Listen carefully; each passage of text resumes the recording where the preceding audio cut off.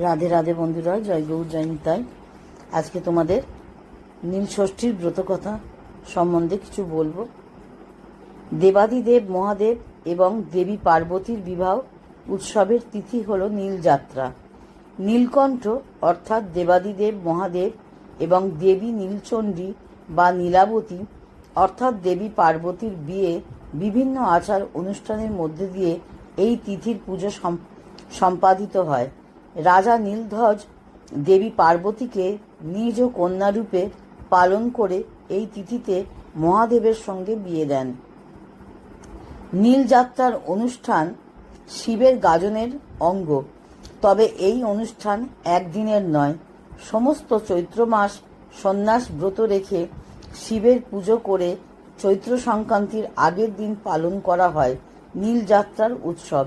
গৃহিণীরা নীলযাত্রা পালন করেন সন্তানের মঙ্গল কামনায়। নীল পুজো সম্পর্কে নানা ধরনের লোককথা প্রচলিত আছে, তবে লোককথা যাই হোক, উদ্দেশ্য সন্তানের মঙ্গল কামনা। এই দিন নীলাবতীর পূজা করা হয়।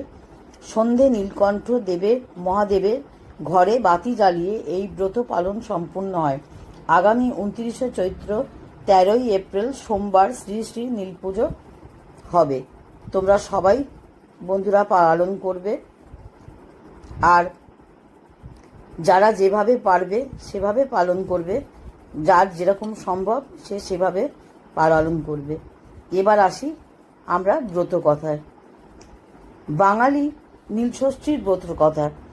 বাঙালি গৃহিণীরা নিজের সন্তানের মঙ্গল কামনায় নিরোগ সুস্থ জীবন কামনা করে চৈত্র সংক্রান্তির আগের দিন নীলষষ্ঠী ব্রত পালন করে।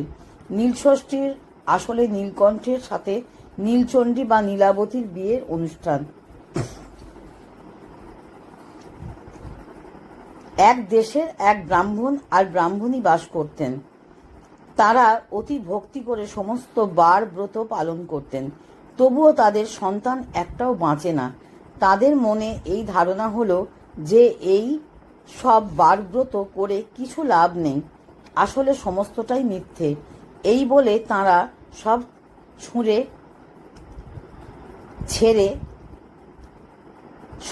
ছেড়ে ছুড়ে দিয়ে দুজনে কাশী চলে গেলেন। একদিন কাশীতে গঙ্গায় দুজনে স্নান করে উঠে ঘাটের উপর বসে মনের দুঃখে কাঁদতে লাগলেন। তাই দেখে মা ষষ্ঠী বুড়ির ব্রাহ্মণীর বেশে ধরে এসে তাদের জিজ্ঞাসা করলেন, হ্যাঁ গা, তোরা কাঁদছিস কেন? ব্রাহ্মণী বললেন, সে কথা